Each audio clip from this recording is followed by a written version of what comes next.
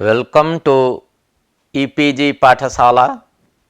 E-PG पाठशालायाः कृते सर्वेभ्यः सर्वाभ्यश्च स्वागतं सुस्वागतं च व्यहरामि।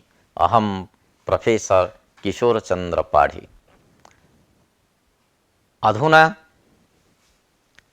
लघुशब्देन्दु शेखर ग्रन्थस्य संज्ञा प्रकरणस्य विषयद्वयम् आधारीकृत्य चर्चा करिष्यते। आदौ हलन्त्यं न विभक्तौ तुस्माः इति अनयोः अनन्याश्रयदोष परिहारः, तदनन्तरम् आदिरन्त्येन सहेता इति सूत्रस्य व्याख्यानम् इति एतत् विषयद्वयम् आधृत्य विचारः करिष्यते। अस्य पाठस्य ये मुख्यांशाः सन्ति ते भवन्ति: सूत्रार्थः, उपक्रमः, अपवादशास्त्रं व्यर्थम् इति शंका समाधानं च, लक्षैकचक्षुष्कस्य अर्थबोध प्रकारः, कयटमते प्रकल्प्य इत्यस्य अर्थ प्रतिपादनं, कयटमत खंडनं, न विभक्तौ तुस्माः हलन्त्यम् इति अनयोः अनन्याश्रयः, सूत्रे गृहीतानां पदानां प्रयोजन विचारः, सूत्रे संज्ञासंज्ञे निरूपणं, स्वमिति अनुवर्तनस्य फलं तत्प्रत्याख्यानं च, आद्यन्तयोः संगति प्रदर्शनम्। आदौ उपक्रमः।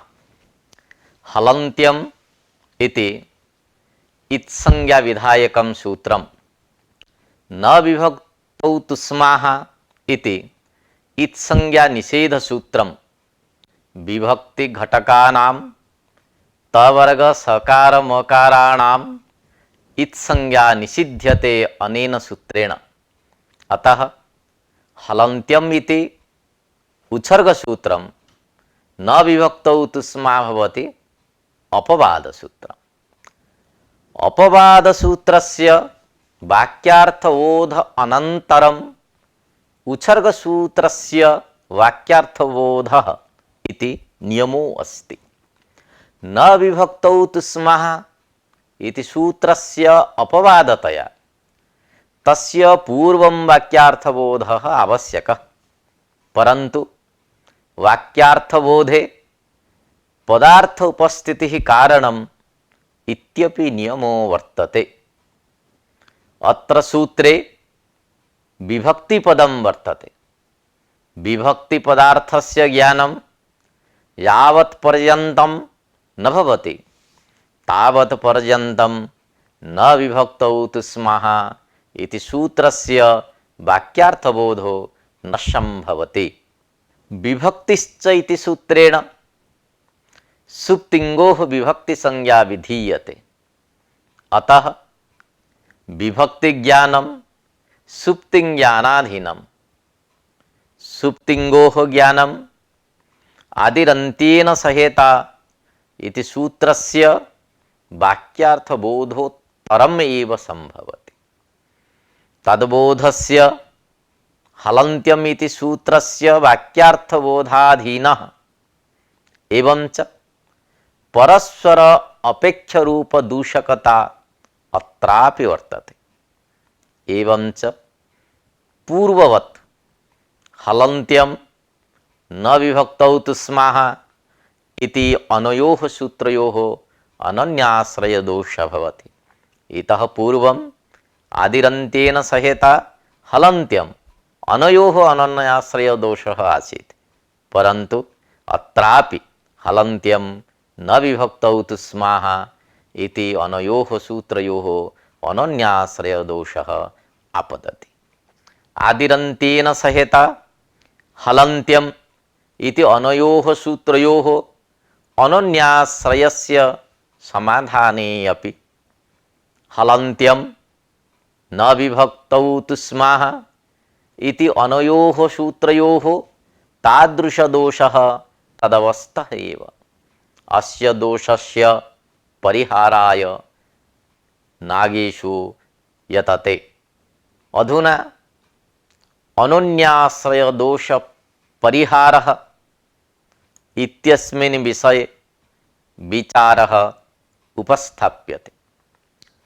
अपवाद शास्त्रीय वाक्यार्थे निष्पन्ने एव उच्छर्गशास्त्रस्य वाक्यार्थबोधः प्रामाणिको भवति।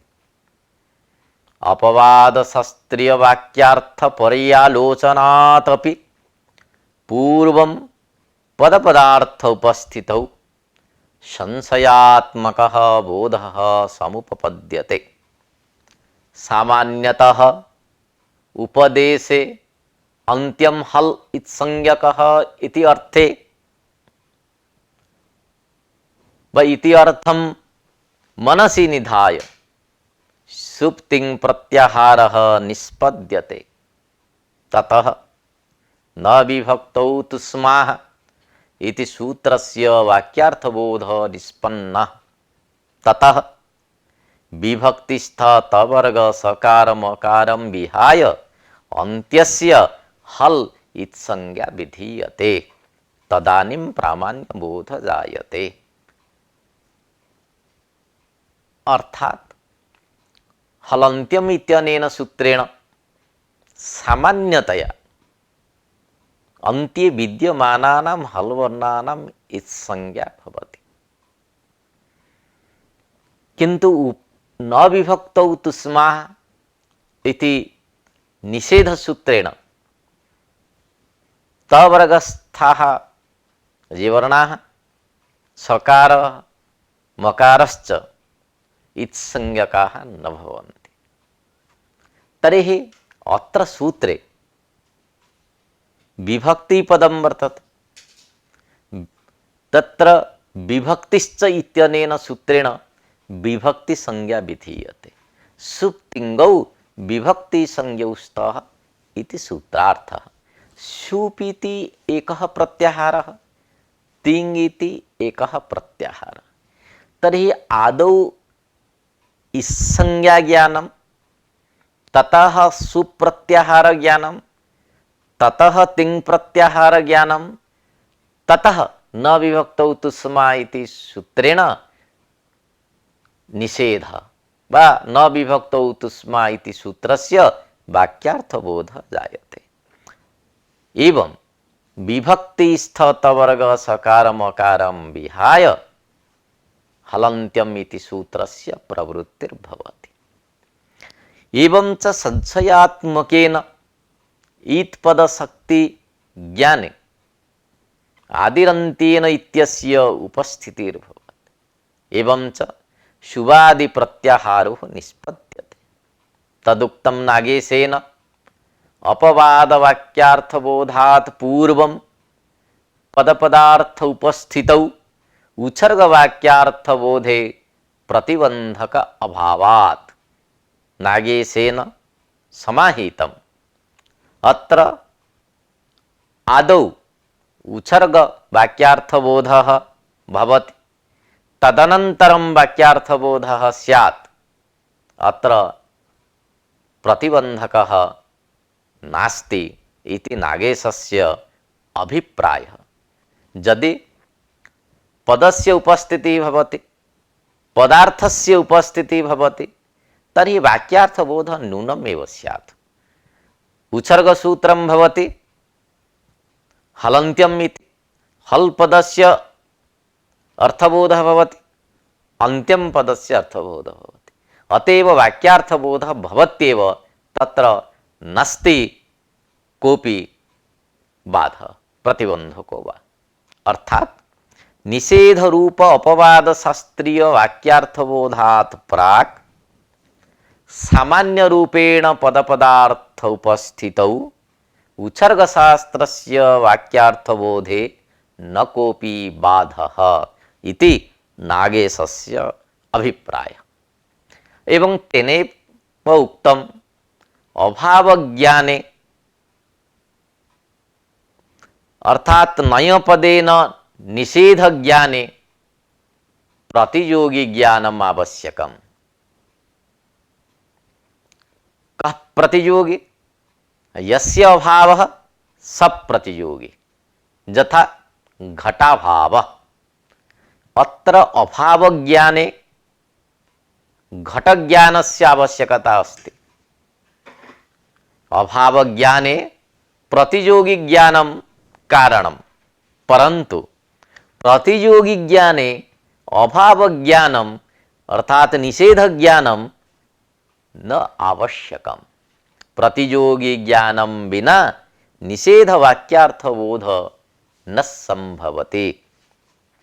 इत्थम हलन्त्यम न विभक्तौ तुस्माः इति अनयोः सूत्रयोः अनन्याश्रय दोषः नास्ति इति नागेशेन प्रतिपादितम्।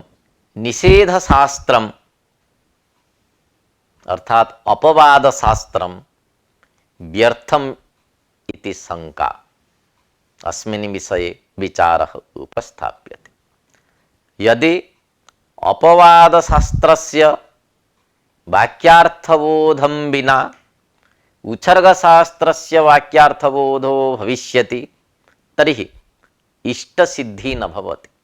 यथा यस् प्रत्ययस्य सकारस्य इत्संज्ञा स्यात्। इष्टस्थले निषेधशास्त्र विषये उच्छर्गशास्त्रस्य प्रवृतौ भुक्तवन्तं प्रति मा भुङ्क्था इति किं तेन कृतम् इति न्यायेन निषेधशास्त्रं व्यर्थं भविष्यति। यथा कश्चन भोजनं कृतवान् तं कश्चित् प्रतिषेधेत् मा भोजनं कार्षीति, तत्र निषेधवचनं व्यर्थं स्यात्। तथैव जस् इत्यत्र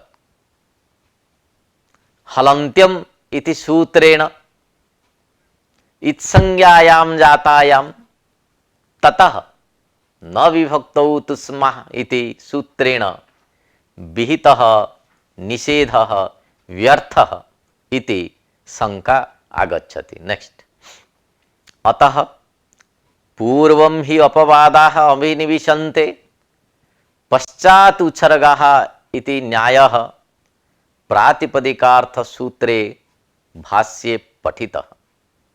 अर्थात उच्छर्ग वाक्यार्थबोधात् प्राक् अपवाद शास्त्रस्य वाक्यार्थबोधः आवश्यकः। अतः पूर्ववत् अनन्याश्रय दोषः निपतति। अत्र समाधानम् उपस्थाप्यते। वैयाकरण संप्रदाये द्विविधो वैयाकरणो दृश्यते। एकः लक्षणैकचक्षुष्कः, अपरः लक्ष्यैकचक्षुष्कः। लक्षणं पाणिनीयसूत्रम् एकं प्रधानं चक्षुः नाम ज्ञापकं यस्य स लक्षणैकचक्षुष्कः। मादृशाः वैयाकरणाः लक्ष्यम् एकं प्रधानं चक्षुः ज्ञापकं यस्य स लक्ष्यैकचक्षुष्कः महर्षि पाणिन्यादिः। वस्तुतः पूर्वं हि अपवादा अभिनिविशन्ते पश्चात् उच्छर्गाः इत्यस्य अयं भावः नागेशेन प्रतिपादितः यत् यः सूत्रवार्तिक भाष्यादि वचनैः प्रयोगाणां साधुत्वं प्रतिपादयति। लक्षणैकचक्षुष्कस्य उद्देश्यतावच्छेदकावच्छिन्ने सर्वत्र उच्छर्गकृत संस्कार बुद्धौ उच्छर्ग अपवादयोः विषय व्यवस्था अनापत्या भुक्तवन्तं प्रति मा भुङ्क्था इति वाक्यस्य इव अपवादशास्त्र वैयर्थ्यापत्या अपवादशास्त्र पर्यालोचनेन तद विषय लक्ष्य संस्कारम निर्णीय तद अविषयम तत्तत् लक्ष्यम तत्तद विषय वाक्य उपप्लव द्वारेण उच्छर्गेण संस्करोति अन्यथा विकल्पापत्ति इति नागेशेन समाहितम्। अस्य इदमेव तात्पर्यं भवति।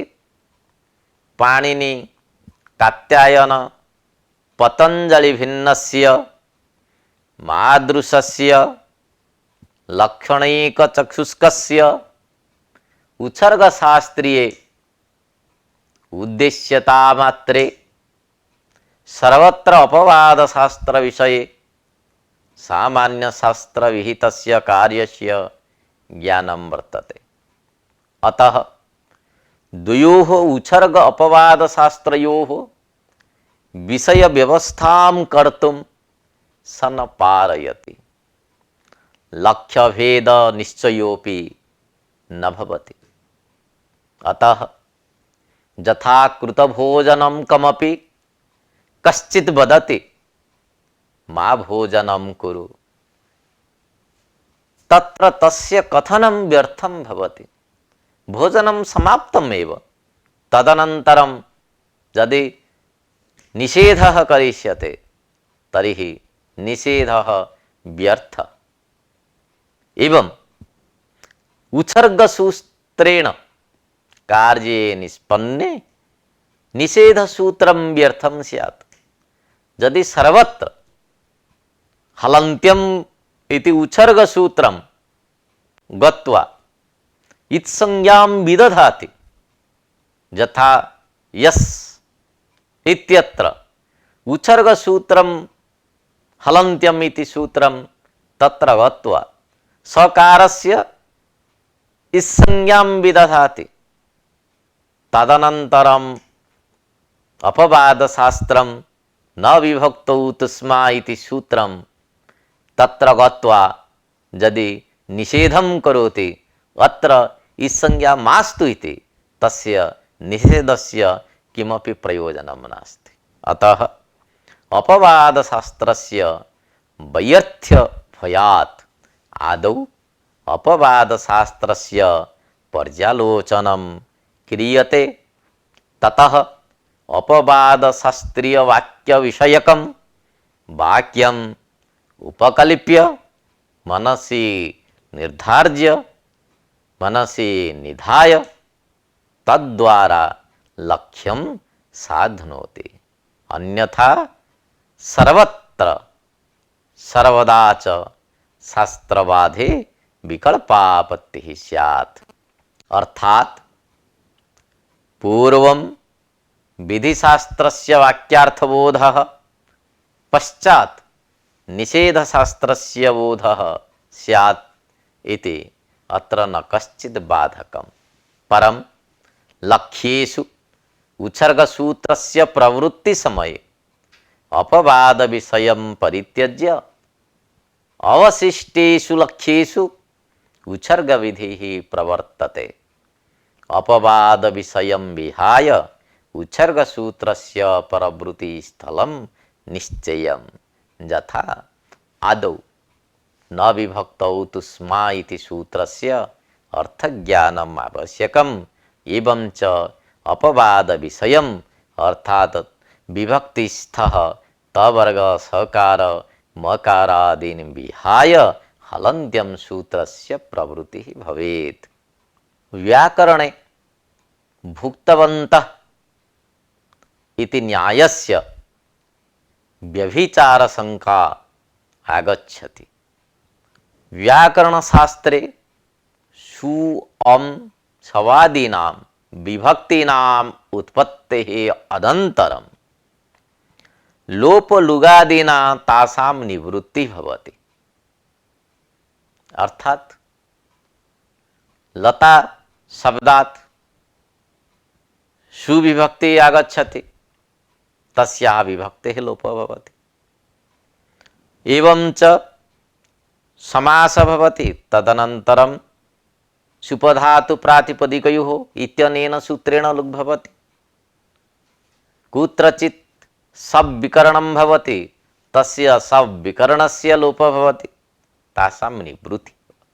अतः भुक्तवन्तं प्रति मा भुङ्क्था इति न्यायः व्याकरणशास्त्रे उत्पन्नानां विभक्त्यादीनां लुका निवर्तन स्वीकारात् व्यभिचरितः। अर्थात अयं न्यायः न प्रवृत्तः इति शंका उदेति। अस्य समाधानं वस्तुतः अस्य न्यायस्य व्यभिचारवारणाय लुगादिस्थले विभक्त्यादेः अनुत्पत्तिरेव स्वीक्रियते। एवं च उक्तरीत्या न्यायः तद अन्य विषयः इति कल्पने व्यभिचारदोषः न स्यात्। यदि न्यायोऽयं न स्वीकरिष्यते तर्हि लुगादिना जातनिवृत्तौ स्वादिविधायकसूत्रस्य प्रामाण्याय विभक्तेः श्रवणं भवति। एवं च लुगादिशास्त्रस्य प्रामाण्याय तद्बोधिता निवृत्तिः करणीया इत्थम् उच्छर्ग अपवाद शास्त्रयोः द्वयोः प्रामाण्याय विकल्पः आपद्येत। कदाचित् लुक् कदाचित् श्रवणम् इति स्यात्। अतः पूर्वम् अपवाद शास्त्राणि अभिनिविशन्ते अर्थात् बुद्ध्यारूढ़ानि भवन्ति ततः उच्छर्ग शास्त्राणि लक्ष्या संस्कुर्वन्ति इति समाधानं नागेशेन प्रदत्तम्। लक्ष्यैकचक्षुष्कानाम् अर्थबोध प्रकारः कीदृशः भवेत् इत्यस्मिन् विषये विचारः करिष्यते। लक्ष्यैकचक्षुष्काः महर्षि पाणिनि प्रभृतयो वैयाकरणाः अपवाद शास्त्रीय वाक्यार्थबोधं विनापि अपवादस्थलं परित्यज्य उच्छर्गसूत्रेण लक्ष्य साधुत्वं कुर्वन्ति। यदि लक्ष्यैकचक्षुष्कः सूत्रं विहाय साधुत्वं जानाति तर्हि लक्षणस्य अर्थात सूत्रस्य आवश्यकता नास्ति इति शंका उदेति। अतः नागेशेन समाहितं तस्यापि शास्त्र प्रक्रिया स्मरण पूर्वक प्रयोगे एव धर्मोत्पत्तेः इति। अर्थात लक्ष्यैकचक्षुष्कस्यापि शास्त्र प्रक्रिया स्मरण पूर्वकं सूत्र सहित कार्यं विधाय साधु शब्द निर्देशे धर्म उत्पत्तिः स्यात्। अन्यथा सूत्र स्मरण पूर्वक प्रयोगाभावे धर्मोत्पत्तिः न भवति। अतएव उच्यते प्रकल्प्य च अपवाद विषयं ततः उच्छर्गः प्रवर्तते। अपवाद विषयं परित्यज्य तद अनन्तरं उच्छर्ग शास्त्रं प्रवर्तते इति अस्य न्यायस्य अर्थः। अत्र प्रकल्प्य शब्दस्य अर्थो भवति परित्यज्य इति। कयटमते प्रकल्प्य च इत्यस्य अर्थ प्रतिपादनम् उपस्थाप्यते। यतोहि अयं यः न्यायः वर्तते अस्य न्यायस्य अर्थ प्रतिपादने नागेशकयुटयोः मतभेदः अस्ति। अत्र यत् प्रकल्प्य इति पदम् अस्ति तत्र प्रकल्प्य शब्दस्य अर्थः परित्यज्य इति नागेशेन प्रतिपादितं। प्रकल्प्य शब्दस्य अर्थः सम्पाद्य इति कयटेन प्रतिपादितं। प्रकल्प्य नाम अपवाद विषयं सम्पाद्य इति अर्थः प्रदर्शितः कयटेन। न सम्प्रसारणे इति वचनात् परस्य यणः पूर्वं सम्प्रसारणं पूर्वस्य तु तन्निमित्तः प्रतिषेधः इति अभ्यस्तसंज्ञा सूत्रे कयटः प्रतिपादयति। जीवन शब्दे उत्तरस्य यणः वकारस्य पूर्वं सम्प्रसारणे पूर्वस्य यकारस्य तन्निमित्तः संप्रसारण निमित्तः प्रतिषेधः इति कयटेन उक्तम्। यदि युवन् शब्दात् सस् प्रत्यये वकारस्य पूर्वं संप्रसारणं विधाय पश्चात् यकारस्य संप्रसारणं प्राप्नुयात् तदा न संप्रसारणम् इत्यनेन अपवादेन संप्रसारणस्य निषेधः प्राप्नोति। परन्तु यूनः इति प्रयोगे युवन् सस् इति अवस्थायां श्व युवो मोघोनाम् इति सूत्रेण पूर्वयकारस्य संप्रसारणम् आदौ क्रियते पश्चात् वकारस्य संप्रसारणं तर्हि परत्र संप्रसारणस्य अभावात् न संप्रसारणे संप्रसारणम् इति निषेधस्य प्रवृत्तिर्न भवति। अतः अनया परिभाषया अपवाद विषय संपादन पूर्वकम् उच्छर्गसूत्रस्य प्रवृत्तिः करणीया इति कयटस्य अभिप्रायः। कयटमतस्य खण्डनम् अधुना उपस्थाप्यते। न संप्रसारणे संप्रसारणम् इति सूत्रस्थभाष्य विरोधात् कयटमतं न युक्तम्। तत्र भाष्ये इदमेव निगदितं यत् यदि पूर्वस्य यणः संप्रसारणे पूर्वं स्यात् तदा न संप्रसारणे इति सूत्रस्य वैर्थ्यमेव स्यात्। यतोहि उदाहरणं न प्राप्यते। न संप्रसारणे इति सूत्रमेव ज्ञापयति परस्य न पूर्वस्य यणः संप्रसारणं प्रथमं भवति इति। अथवा संप्रसारणाश्रयस्य प्रतिषेधः इति अयुक्त। अर्थात् संप्रसारणं निमित्तीकृत्य जायमानस्य संप्रसारणाच्च इति पूर्वरूपस्य प्रतिषेधः इष्यते।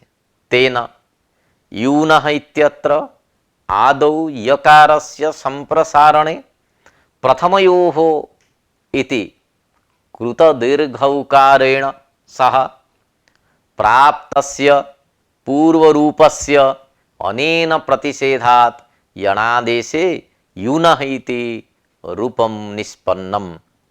यदि अनया परिभाषया यूनम् इत्यत्र पूर्वं वकारस्य संप्रसारणं पश्चात् यकारस्य इति सिद्धेत् तर्हि भाष्यकारेण सूत्रारंभ सामर्थ्यात् न्यासान्तरेण वा यत् समाधानं प्रदत्तं तदसंगतं स्यात्।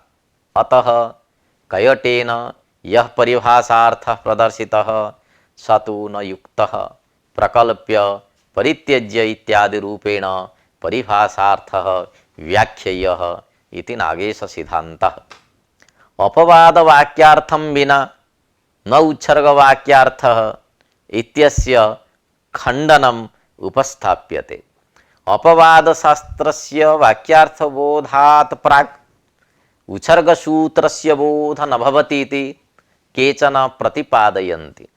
नागेशेन मतमितं खण्डितं। वाक्यार्थबोधे पदार्थोपस्थितिः कारणं भवति। पदपदार्थ उपस्थितौ आकांक्षादिसत्त्वे वाक्यार्थबोधे न किमपि बाधकम् अस्ति। न विभक्तौ तुष्माः इति सूत्रघटकाः उद्देश्यभूताः तुष्मपदार्थाः सन्ति। तेषां ज्ञानमात्रेण पादीनां न विभक्तौ इति सूत्रस्य प्रवृत्तिः जायते। ततः सुप्तिं रूपा या विभक्ति तस्याः अर्थज्ञानं सुलभं भवति।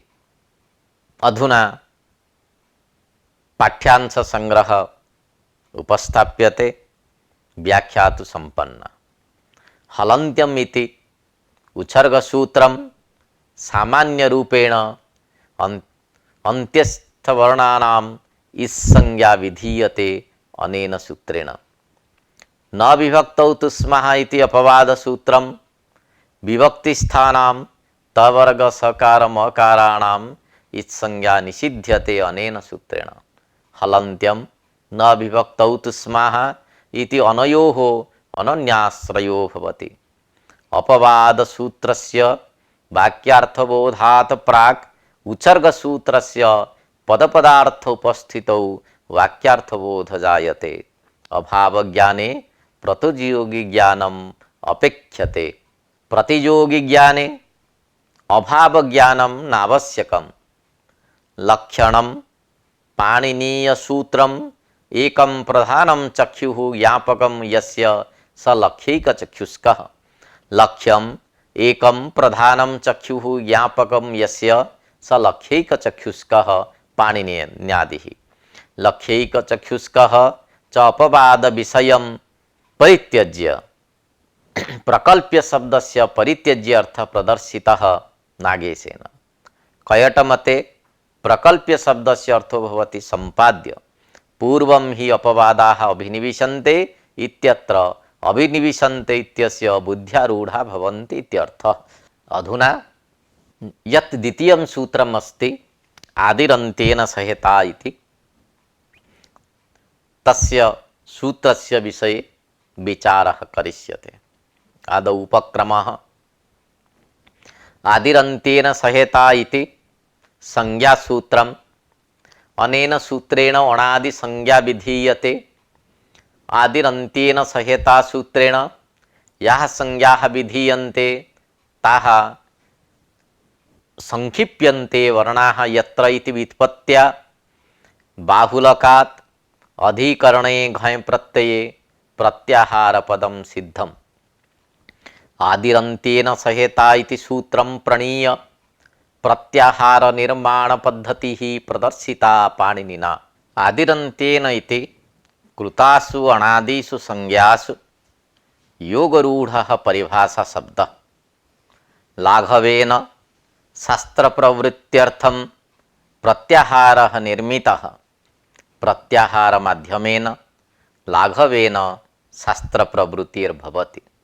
संज्ञाद्वारेण एव चतुर्दश सूत्राणाम् उपयोग भवति। अनेन सूत्रेण त्रयश्चत्वारिंशत् संज्ञाः निर्मीयन्ते। अर्थात् पाणिनीय व्याकरणे त्रयश्चत्वारिंशत् संख्यकाः प्रत्याहाराः व्यवहृताः। अच् प्रत्याहारे सर्वे स्वरवर्णाः सन्ति। चतुर्षु सूत्रेषु सर्वे स्वरवर्णाः पठिताः। अच् प्रत्याहारे सर्वे स्वरवर्णाः सन्ति। हल् प्रत्याहारे सर्वे व्यञ्जनवर्णाः। समुपदिष्टाः दशसु सूत्रेषु येषाम् उल्लेखः कृतः। वर्णानां पञ्चमवर्णाः न्यमवर्णम् इति सूत्रे हम् प्रत्याहारे विराजन्ते। वर्गाणां चतुर्थवर्णाः झवञ् घड़दस् इति सूत्रद्वये झस् प्रत्याहारे पठ्यन्ते। वर्गाणां तृतीयवर्णाः जवगड़दस् इति सूत्रे झस् प्रत्याहारे वर्तन्ते। वर्गाणां द्वितीयवर्णाः प्रथमवर्णाश्च ख फ छ ठ थ च ट तव् अप इति सूत्रद्वये खय प्रत्याहारे उपदिष्टाः सन्ति।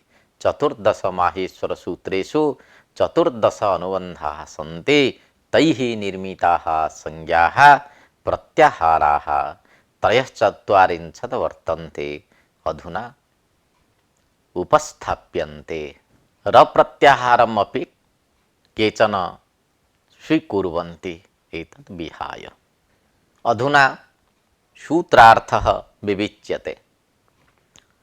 अत्र सूत्रे चत्वारि पदानि सन्ति। आदिः प्रथमान्तम्, अन्त्येन तृतीयान्तं, सः अव्ययपदम्, इता तृतीयान्तं पदं, स्वं रूपं शब्दस्य अशब्दसंज्ञा इति सूत्रात् स्वम् इति पदम् अनुवर्त्य षष्ठ्या विपरिणम्यते। स्वस्य इति अन्ते भवः अन्त्यः। अन्त्येन इता सहित आदिः मध्यगानां स्वस्य च संज्ञा स्यात् इति सूत्रार्थः।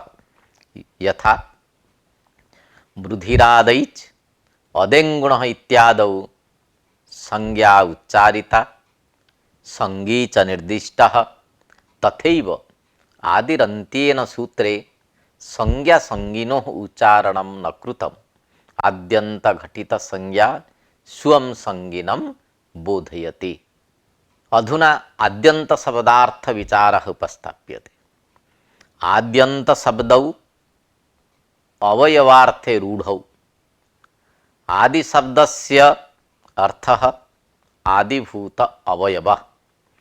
अन्त्यस्य अर्थो भवति अन्त्यभूतावयवः अर्थात आदि अवयवः अन्त्य अवयवश्च द्वाभ्याम अवयवाभ्याम समुदायस्य आक्षेपः स्वस्य संगे। पूर्वस्मिन् सति यस्मात् परं नास्ति स अन्त्यः परस्मिन् सति यस्मात् पूर्वं नास्ति स आदि। आद्यन्त शब्दयोः उच्चारणेन मध्यमवर्णाः आक्षिप्यन्ते। सूत्रे आदिग्रहणस्य किं प्रयोजनम् इत्यस्मिन् विषये विचारः करिष्यते। अत्र सूत्रे आदिपद उपादानाभावेपि आक्षेपात् एव आदिशब्दस्य लाभो भवति। यतोहि आदिं विना अन्त्यत्वं नोपपद्यते। अतः सूत्रे आदिग्रहणं व्यर्थम् इति शंका आयाति। अन्त्यशब्देन पूर्वेषाम् आक्षेपात् इगादि प्रत्याहारे अकारादिग्रहणं मा भूत् इति नागेशेन समाहितम्। अर्थात अन्त्यत्वस्य पूर्वं निरूपितत्वेन एक प्रत्याहारे पूर्वत्वस्य इकारे इव अकारेपि सत्वात् एक प्रत्याहारे अकारस्य ग्रहणापत्तेः वारणाय सूत्रे आदिपदम् उपात्तम्। सूत्रे आदिपद उपात्ते तु एक प्रत्याहारे ईकारः एव आदिः न तु अकारः इति ज्ञायते। सूत्रे यदि आदिग्रहणं न क्रियते तर्हि अन्त्येन पूर्वेषां वर्णानाम् आक्षेपो भवति। तेन इगादि प्रत्याहारे ककारात् अन्त्याक्षरात् पूर्वो यथा उकारः इकारः वर्तते तथैव अकारोऽपि। अतः एक प्रत्याहारे अकारस्य वारणाय सूत्रे आदिपदम् उपात्तम्। सूत्रे अन्त्यग्रहणस्य प्रयोजनम् आलोच्यते। सूत्रे अन्त्यपदस्य ग्रहणाभावे आदिपदेन अन्त्यस्य आक्षेपात् यस्य कस्यापि अन्त्यत्वेन ग्रहणं स्यात् तेन ईण् प्रत्याहारे ण्यकारादीनां ग्रहणं भविष्यति। यथा ईण् प्रत्याहारे ईकारम् आरभ्य लण्सूत्र घटक यकार पर्यन्तं बोधो भवति तथैव न्यमगुणनम् इति सूत्र घटक न्यकार पर्यन्तम् अपि भवितुम् अर्हति। अतः इणादि प्रत्याहारे न्यादीनां ग्रहणं वारणाय सूत्रे अन्त्यपदं प्रदत्तं पाणिनिना। उभयोः पदयोः उपादाने तु तद अपेक्षया अवशिष्टं किंचित अस्ति इति अनुमीयते। एवंच उभयोः आद्यन्तयोः ग्रहणेन मध्यगानाम् इति लभ्यते। सूत्रे संज्ञा संगे निरूपणं क्रियते। अधुना अत्र आद्यन्ताभ्याम् अवयवत्वेन बोधकाभ्याम् आद्यन्त घटितः समुदायः आक्षिप्यते। यथा अयोन् रुलुक् इत्यादि घटितः समुदायः एष एव संज्ञे अनादि संज्ञा बुद्ध्यः तस्य समुदाय रूपस्य एकस्मिन् उदाहरणे लक्ष्ये प्रयोगो न दृश्यते।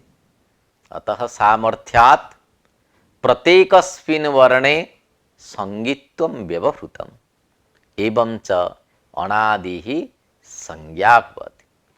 बोध्यत्व समये अन्त्यवर्णस्य संज्ञित्व प्रयुक्तं कार्यं न भवति, यतो हि अन्त्यवर्णस्य हलन्त्यमिति सूत्रेण इस संज्ञायां तस्य लोपः इति लोपो विधीयते। अतः अन्त्याक्षरस्य निवृत्तिर्भवति। स्वस्य च रूपस्य इत्यर्थ प्रतिपादन उपायः प्रस्तूयते। अन्त्येन इता सहित आदिः मध्यगानां स्वस्य च संज्ञा स्यात् इति सूत्रार्थः प्रदर्शितः सिद्धान्तकौमुद्यां भाष्ये च। समुदाये अजादि संज्ञायाः फलाभावात् प्रत्येकस्मिन् वर्णे सा संज्ञा भवति, यथा अण् इति। अत्र अ इ उ इति प्रत्येकस्मिन् वर्णे अण् संज्ञा प्रयुज्यते। तथा च अनया रीत्या प्रत्याहारे आदेः ग्रहणस्य उपादानात् तस्य संग्रहाय स्वस्य च रूपस्य इति उक्तिः भाष्ये सिद्धान्तकौमुद्यां च पूर्वोक्तयुक्तिमूलिका एव। तदुक्तं नागेशेन एतत् फलितकथनमेव भाष्ये मूले च स्वस्य रूपस्य इति उक्तम्। स्वमिति अनुवर्तनस्य प्रत्याख्यानं नागेशैः कृतं, तत् अधुना आलोच्यते। स्वं रूपं शब्दस्य अशब्द संज्ञा इति सूत्रात् स्वम् इति पदम् अनुवर्तते। अनुवर्तमानं प्रथमान्त पदं षष्ट्यन्ततया विपरिणम्यते। तथा च स्वस्य च रूपस्य इति व्याख्यातं प्रौढमनोरमायां दीक्षितेन। वस्तुतः नागेशेन व्याख्यानमिदं प्रत्याख्यातं। स्वं रूपम् इति सूत्रात् स्वपदम् अनुवर्त्य स्वस्य च इति व्याख्यानं निष्प्रयोजनम्। अनुवृत्तिं विनापि उक्तरीत्या कार्यनिर्वाहः स्यात्। एवं च अनुवृत्तौ किमपि फलं नास्ति इति नागेशस्य आशयः। सूत्रे इतापद उपादानस्य फलं प्रस्तूयते। चतुर्दश सूत्रैः साकम् आदिरन्त्येन सहेता इति सूत्रस्य एकवाक्यतया तत्सूत्राणाम् अन्त्यस्य एव वर्णस्य ग्रहणं भवति। अतः इता इति पदस्य ग्रहणं किमर्थम् इति प्रश्नः आयाति। नियमवर्णनम् इति णकारादिभिः प्रत्याहारो मा भूत् इति नागेशः समाधत्ते। अर्थात् सूत्रे ईद्ग्रहणाभावे चतुर्दश सूत्रैः सह एकवाक्यत्वेपि अन्त्यपदेन सूत्रस्य अन्त्यस्यैव ग्रहणम् इत्यत्र किमपि प्रमाणं नास्ति। तथा च अन्त्यपदेन विवक्षित समुदाय अन्त्यत्वस्य नियमवर्णनम् इति सूत्रस्थ णकारस्यापि ग्रहणं स्यात्। तं णकारम् अन्त्यत्वेन स्वीकृत्य इणादि प्रत्याहार सिद्धौ दोषः आपद्यते। अतः तत्परिहाराय सूत्रे इता इति पदम् उपात्तम्। इता पदग्रहणे तु नियमगणनम् इति सूत्रस्य णकारो न इत्संज्ञकः। अतः न तेन प्रत्याहारः निर्मीयते। सूत्रे सहग्रहणस्य प्रयोजनम् उपस्थाप्यते। सूत्रे सहपद उपादानात् अन्त्यवर्णसहितस्य आदिवर्णस्य संज्ञावाचकत्वं सिद्धान्तितं। सहग्रहणात् समुदाये एव संज्ञा। आदिमात्रस्य संज्ञारूपत्वम् अन्त्यस्य द्योतकत्वम् अतएव विशिष्टात् विभक्ति उत्पत्तिरिति केचित् वदन्ति, परंतु नागेशमते समुदाय एव संज्ञा। अतः विशिष्टात् इकः इति समुदायात् विभक्ति उत्पद्यते, किंतु केवलम आदिमात्रात् ई इत्यस्मात् विभक्ति उत्पत्ति न भवति। आद्यन्तयोः संगति प्रदर्श्यते। अधुना अन्त्यस्य वर्णस्य इत्संज्ञा लोपाभ्यां निवृत्तिर्भवति। अतः अन्त्यवर्णस्य अभावात् अन्त्येन सह आदिरिति कथनम् असंगतम् इति शंका उदेति। वस्तुतः अयोन् इत्यादिषु वर्णसमाम्नाय सूत्रेषु अन्त्यस्य वर्णस्य इत्संज्ञकत्वेपि इको यणचि इत्यादि सूत्र घटकेषु इणादि शब्देषु इत्संज्ञा प्रवृत्ति न भवति। इत्संज्ञायाः अभावात् प्रत्याहारः कथं सिद्ध्यति इति जिज्ञासायां नागेशेन उक्तं यत् अन्त्येन इत्यस्य इदन्त्य सदृशेन इति अर्थात् इता इत्यनेन इत सदृशेन इत्यर्थ स्वीकारात् तस्य इत्व अभावेपि इत सादृश्यम् अस्त्येव। व्यक्तिपक्षेपि प्रत्युच्चारणं शब्दानां भेदात् सादृश्य निबंधनम एव तद्रूपतां स्वीकृत्य शास्त्राणि प्रवर्तन्ते। इन् प्रत्याहारः परेण नकारेण इति विचारः उपस्थाप्यते। अयोन् सूत्रे णकार अनुबंधो वर्तते, लण् सूत्रेपि णकार अनुबंधो अस्ति। अतः इन् प्रत्याहारः पूर्वेण नकारेण अथवा परेण अथवा विकल्पेन इति संदेहो भवति। वस्तुतः इन् प्रत्याहारः सर्वत्र परेण नकारेण गृह्यते। अत्र अचिष्णु धातु इति सूत्रे यवोः इति निर्देशः अत्रार्थे प्रमाणम्।